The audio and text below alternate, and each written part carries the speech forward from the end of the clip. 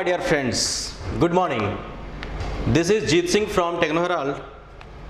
तो पिछले क्लास में हम बात किए थे कि क्लासिफिकेशन ऑफ लोड, उसकी 3 कैटेगरी हमने देखे थे कि based on time, based on cross section और उसके बाद देखे थे बेस्ड ऑन डिस्ट्रीब्यूशन। बोलो जी। तो बढ़ते हैं हम आगे और आज बताते हैं कि उस लोड का क्या है फीलिंग्स। जरा देखो, जैसे तुम देखोगे एक लोड, देखो this is the load, this is P and this is time T। कोई दिक्कत नहीं। जैसे एक मेरा लोड है, this is load versus time diagram. देखो, जैसे देखो एक कोई लोड है, दिस इज, मान लेते हैं कि P है, बोलो, और दिस इज P। इस फोटो को देख करके हमें पता चल रहा है कि टाइम के साथ लोड का मैग्नीट्यूड क्या है, कांस्टेंट है। क्या है? कांस्टेंट है। बोलो जी। तो ऐसे लोड को आप बोलेंगे dead load, dead load. Yes no? ऐसे लोड को आप क्या बोलेंगे? Dead load. कि टाइम के साथ लोड में वेरिएशन नहीं है, मतलब कि कांस्टेंट है। जैसे मैं एग्जांपल में जरा देखो, एग्जांपल कि कोई मशीन, या फिर ऐसे बोल सकते हो वेट ऑफ मशीन। ये सुनो, बोलो जी। तो ऐसे लोड को बोलेंगे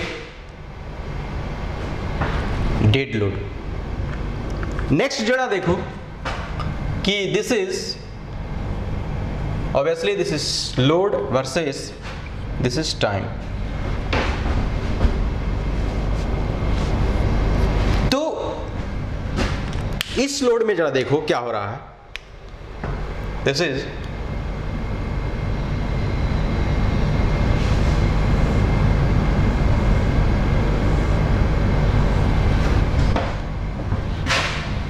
दिस इज P बराबर कांस्टेंट है कि नहीं? ये बिल्कुल P max, this is P max. इस कंडीशन में जब देख रहे हैं तो हमें जो मिल रहा है कि जैसे जैसे टाइम बढ़ रहा है, उसके करस्पॉन्डिंग लोड की भी वैल्यू क्या हो रही है? चेंज हो रही है। दिस इज, ये सुनो, इसका मतलब time required to reach the maximum load. बोलो जी। Time required to reach the maximum load. जरा देखो, ये है, मान लेते हैं this is time required to reach the maximum load. ये सुनो, तो वैसे लोड को बोला जाता है ग्रेजुअली अप्लाइड लोड। ये सुनो, बोलो, this is the gradually applied load. कि मान लेते हैं कि किसी मेंबर पे, ये देखो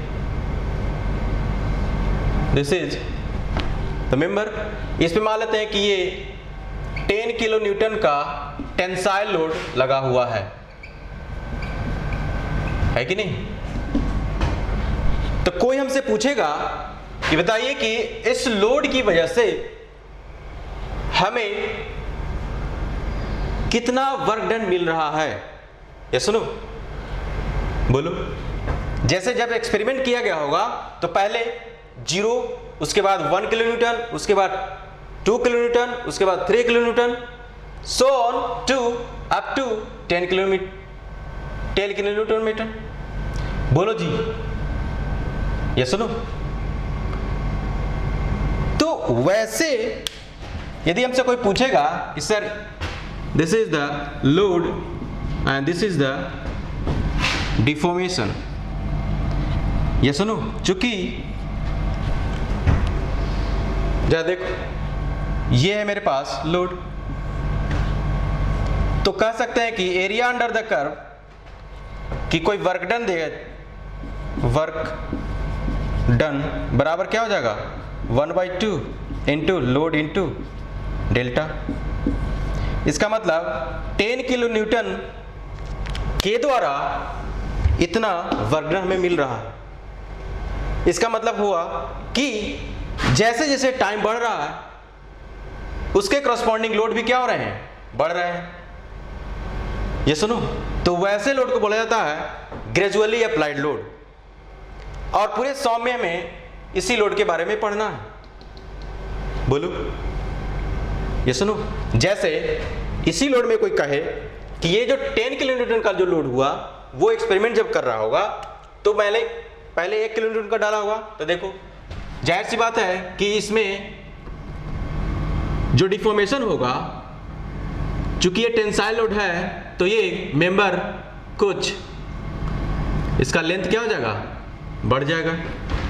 तो मान लेते हैं कि 1 किलो न्यूटन में ये आया, सेकेंड किलो न्यूटन में ये आया, बोलो जी, थर्ड में ये आया, ऐसे सो ऑन बढ़ता गया और कहाँ आ गया 10 किलो न्यूटन पे। तो इस दौरान जो हुआ, ये जो तुम देख रहे हो दिस इज डेल एल, और इस डेल एल को लिख सकते हो,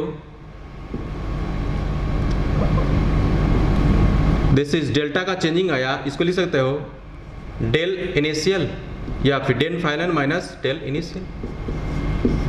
ये सुनो, ये बिल्कुल है क्या, चेंज इन डेल्टा। बोलो, और यहां पे जो डेल्टा तुम रखोगे this is obviously change in delta, वो जगह फाइनल माइनस इनिशियल। तो हमें कहने का मतलब यह है कि वैसे लोड जो टाइम के साथ मैग्नीट्यूड में उसके करस्पॉन्डिंग मैग्नीट्यूड भी चेंज हो रहा है और वो मैक्सिमम पहुंच रहा है, दिस इज द, उसके बाद क्या हो जा रहा है, कांस्टेंट। तो वैसे लोड को बोलते हैं ग्रेजुअली अप्लाइड लोड। ये सुनो जरा देखो, मैं इसे मिटा रहा हूं, इसे मैं जब मिटाऊंगा तो मेरा जो नेक्स्ट लोड है वो जरा देखो। अब मुझसे कोई कहे कि सर इस टाइम इंटरवल को चेंज कर दीजिए, तो देखो this is the load, this is the time and this is the load. अब बोल रहा है कि very short interval of time, बहुत कम समय में huge amount of the force. देखो this is the maximum amount of the load. बोलो जी,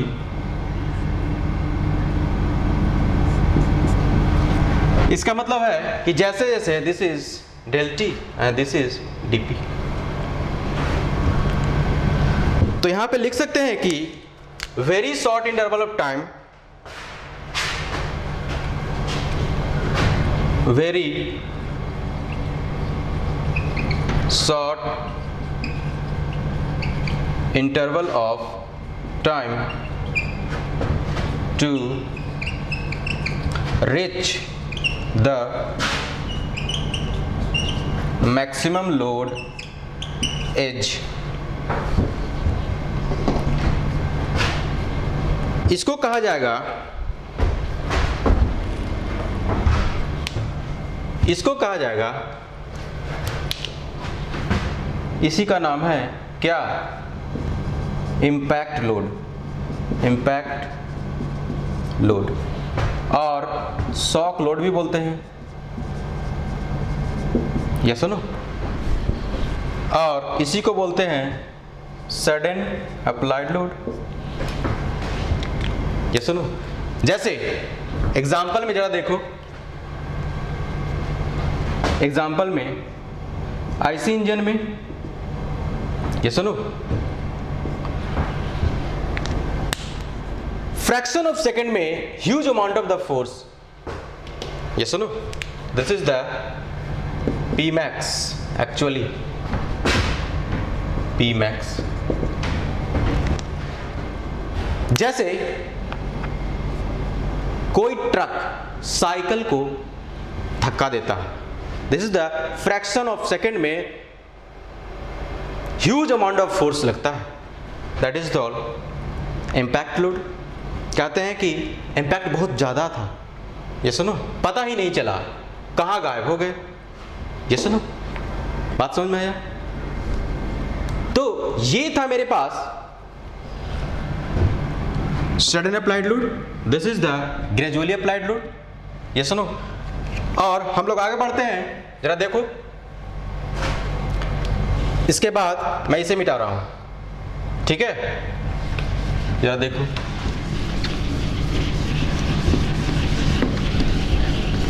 इसे जब आप मिटाएंगे तो हम आगे बढ़ेंगे। देखो,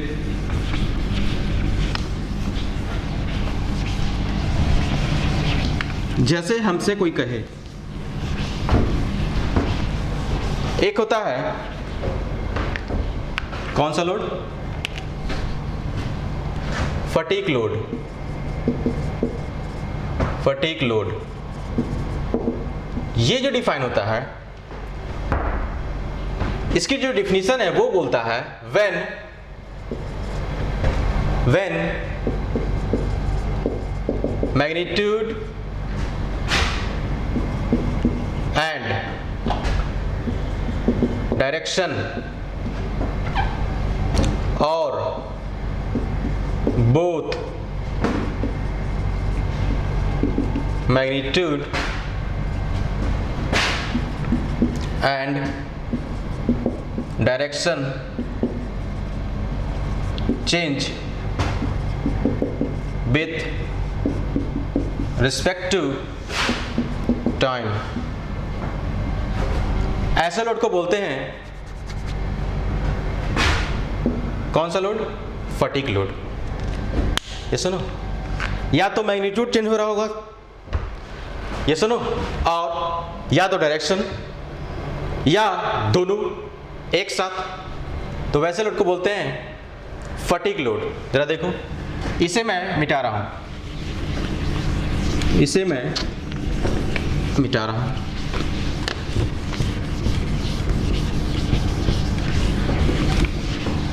जैसे देखो मेरे पास ये है, जैसे मान लो कि ये मेरा ऑब्जेक्ट है, दिस इज द बार। ये सुनो,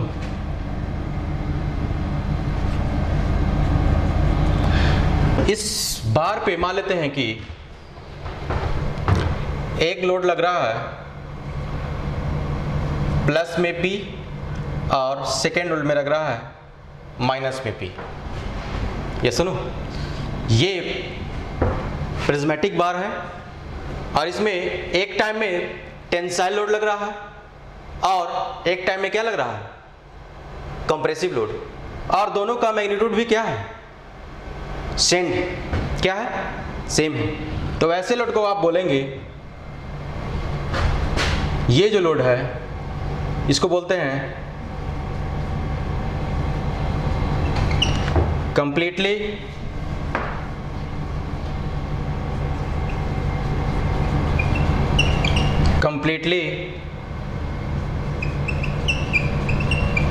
रिवर्स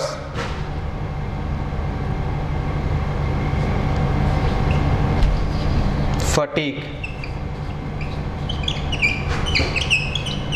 लोड। ये सुनो, this is the completely reverse fatigue load. जरा देखो नेक्स्ट, इसको मिटा रहा हूं। ठीक है, इसे जब मिटाएंगे तो आप पाएंगे क्या? फिर देखो नेक्स्ट, जैसे मान लेते हैं कि ये लोड है,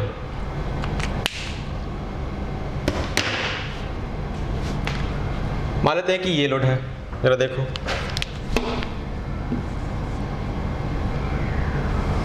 ये कंडीशन में एक बार हमने किया कि plus P two P by 2, इसमें हमने क्या किया है कि मैग्नीट्यूड तो क्या किए,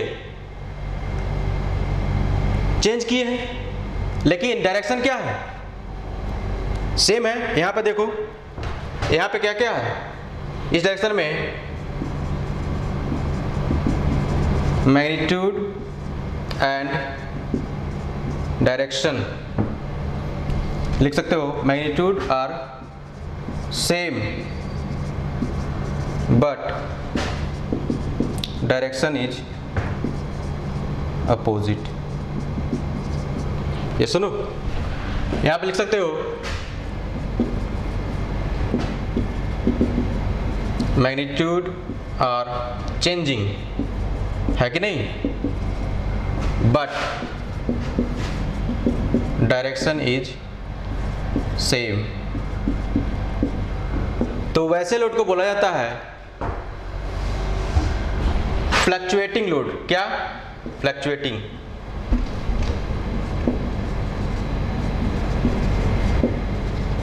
फ्लक्चुएटिंग लोड। ये सुनो कि भाई लोड मेरा कैसा है, फ्लक्चुएट कर रहा है।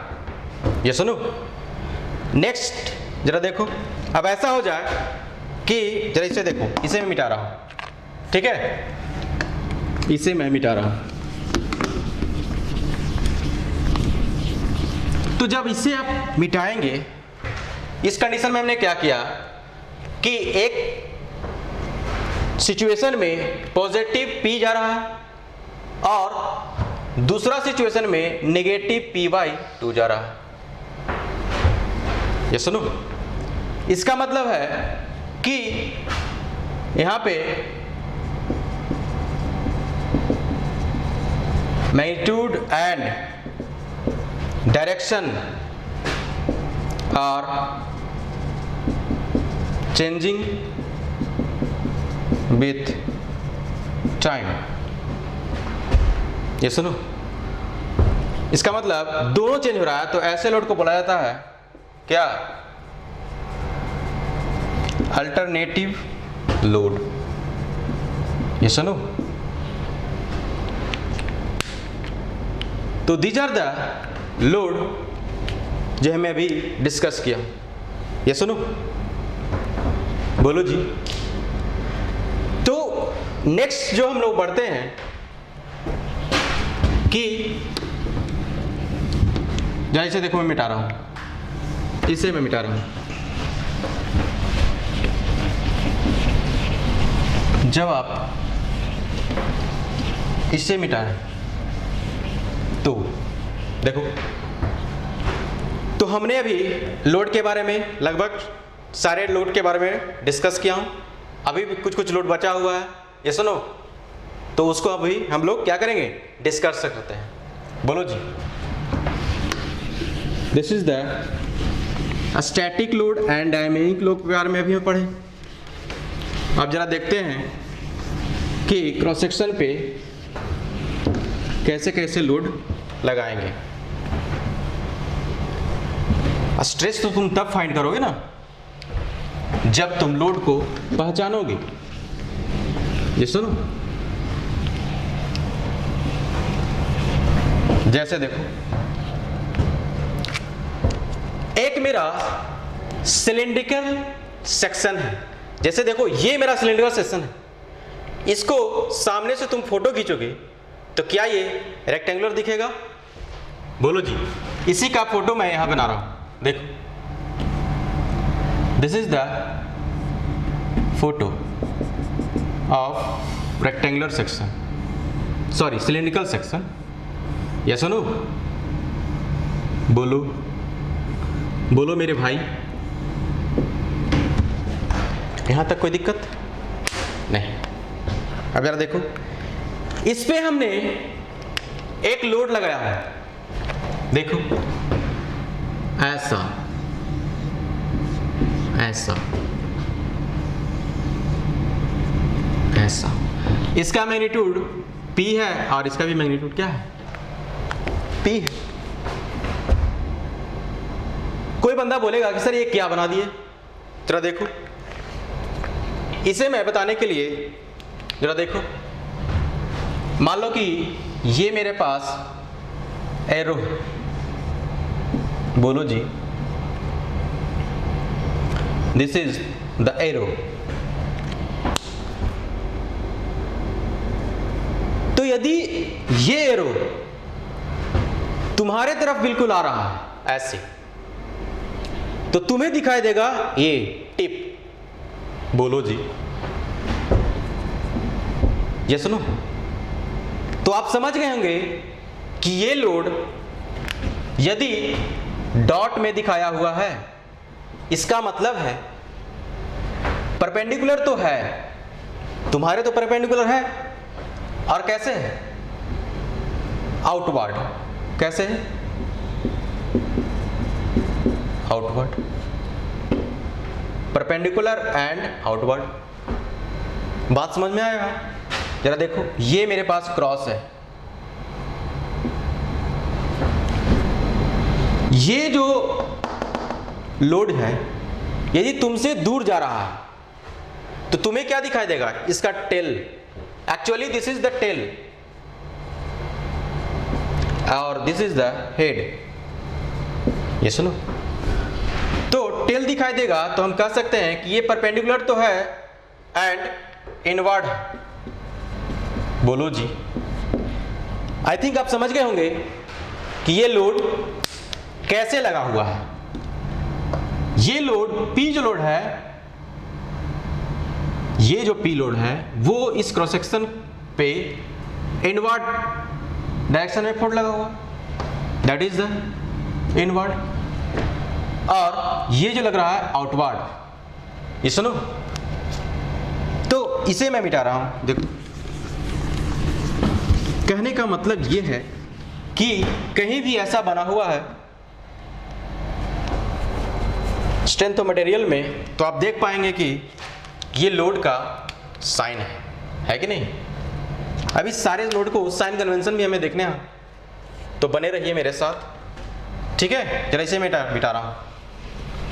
तो जब आप इसे मिटाओगे तो पाओगे क्या, जरा देखो, कोई बंदा यहां से देखना चाहेगा, ये सुनो, यहां से देखना चाहेगा, साइड व्यू देखना चाहेगा, तो इसका जो साइड व्यू जो बनाएगा लेफ्ट हैंड साइड में, या सुनो, this is the cylindrical, this is the x and this is y and this is y, और obviously this is the z। ये सुनो, अभी सारी बातों को हम लोग करते हैं, x क्या है, y क्या है, z क्या है, लेकिन इतना तो हमें पता है कि इस बंदे को ये जो लोड दिख रहा होगा बिल्कुल ऐसा दिख रहा होगा, देखो बिल्कुल ऐसा दिख रहा होगा। इसका मैग्नीट्यूड क्या है, P है, और इसका भी मैग्नीट्यूड क्या है, P है, और बीच में क्या है, D है। ये सुनो, तो आप समझ गए होंगे कि इस मेंबर को क्या कराना चाह रहा होगा, ट्विस्ट। ये सुनो, बोलो जी, इसी मेंबर को हम लोग नीचे बनाकर दिखाते हैं कि ये मेरा इसी का अलग रिप्रेजेंटेशन है, बोलो जी, this is the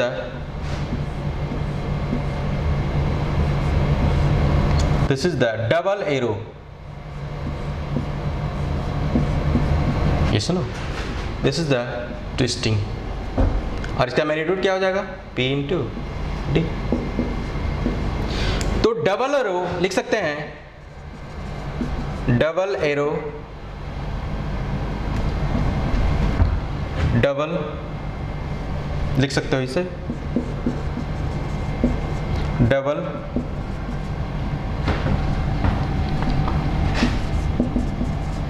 arrow indicates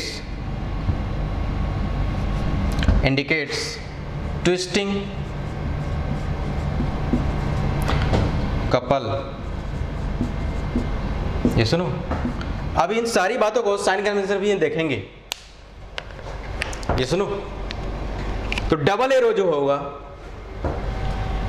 किसको रिप्रेजेंट करेगा? ट्विस्टिंग कपल को।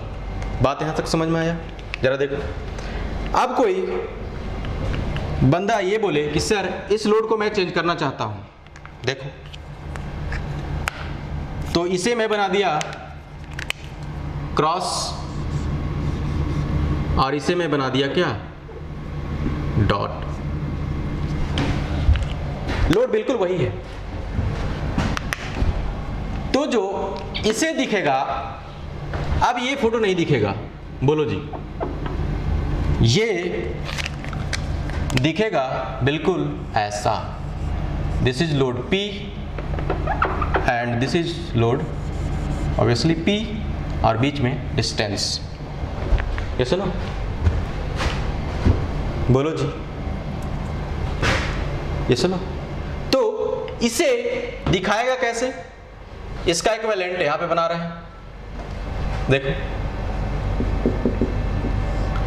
ये मैंने बना दी। This is the perpendicular outward और परपेंडिकुलर इनवर्ड। ये सुनो, ये भी क्या करें? ट्विस्टिंग कराएंगे। जरा देखो, this is the double arrow and इसका मैग्नीट्यूड भी P इंटू डी। ये सुनो, आई थिंक ये समझ गए होंगे आप। जरा देखो, हो गया? मिटा देता हूं। तो कहीं भी ऐसा फोटो बना हुआ रहे तो आप दिखाएंगे कुछ इस प्रकार। अब जरा हम देखते हैं कि एक रेक्टेंगुलर सेक्शन लिया, देखो, ये है मेरे पास रेक्टेंगुलर सेक्शन, देखो,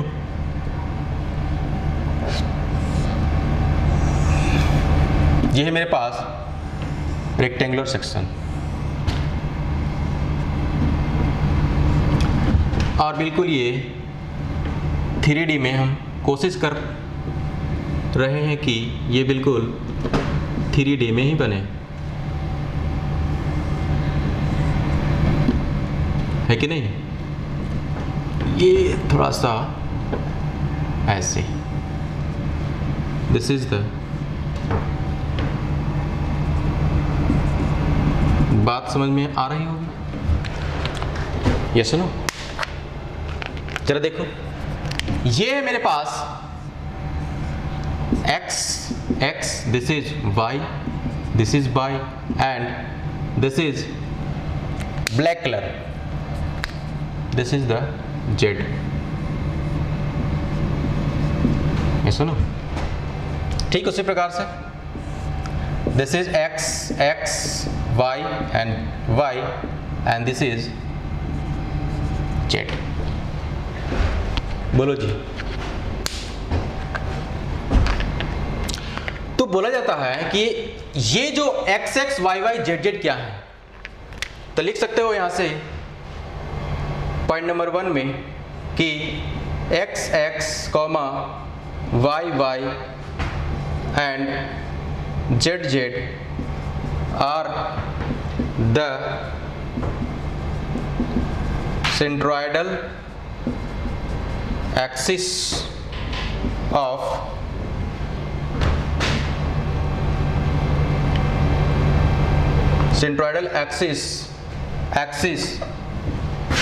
which is perpendicular to each other।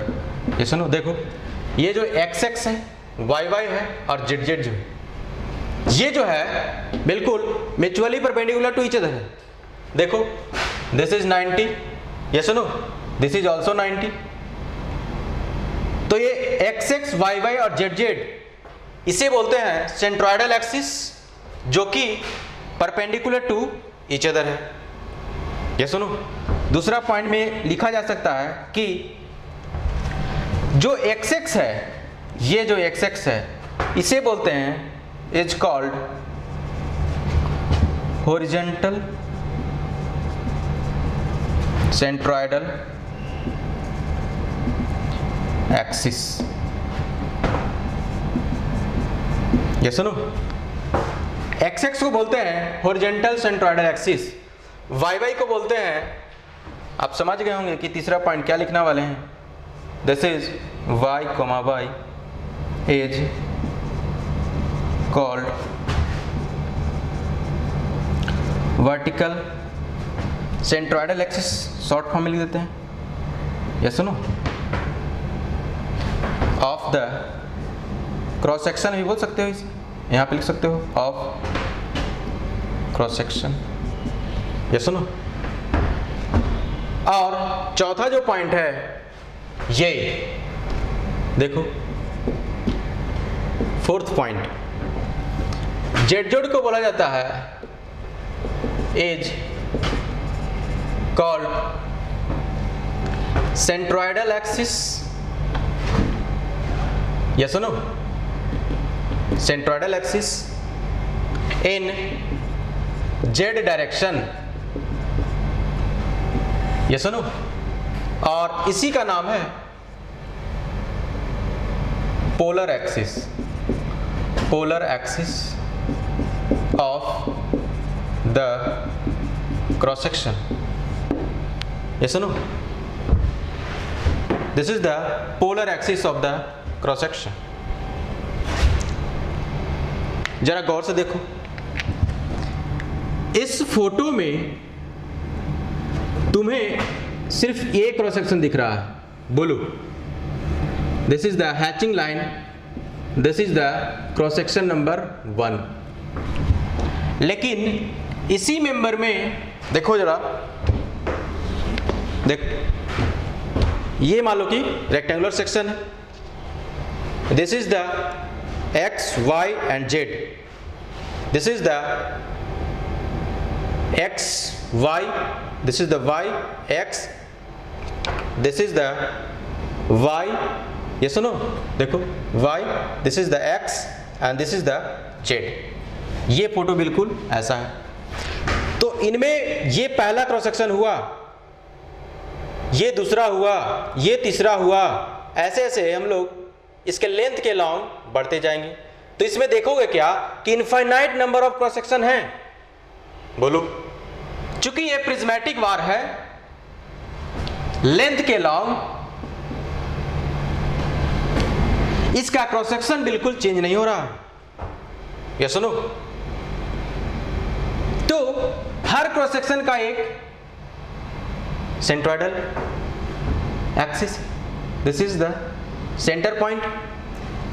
ये मान लेते हैं कि 1 था, ऐसे ऐसे बढ़कर कितना हो गया, ये हो गया C10।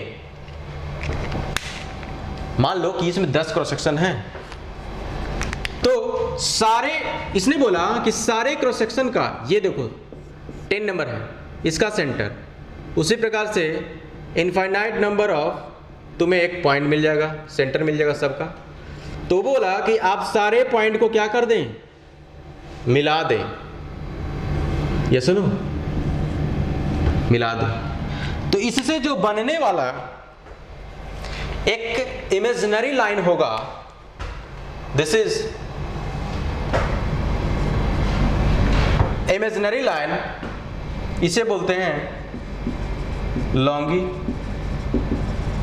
Axis of the bar. इसका कोई डिफिनीशन लिखना चाहेगा तो लिख सकता है, it is imaginary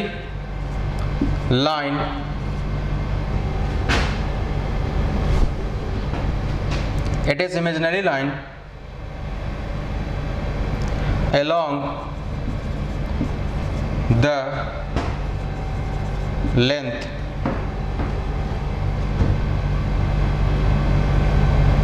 along the length, it is imaginary line along the length है कि नहीं?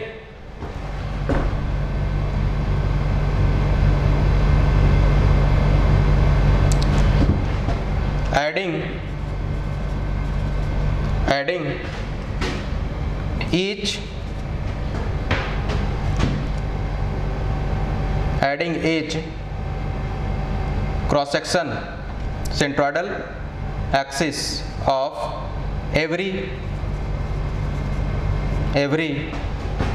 क्रॉस सेक्शन, है कि नहीं?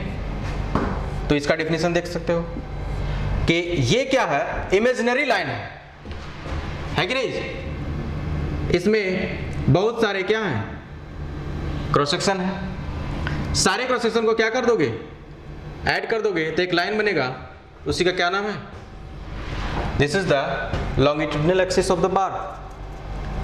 ये सुनो, तो these are the things which is very important. This is the actually backbone of this subject.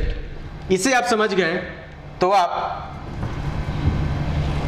सॉम को पूरी फीलिंग के साथ समझ सकते हैं।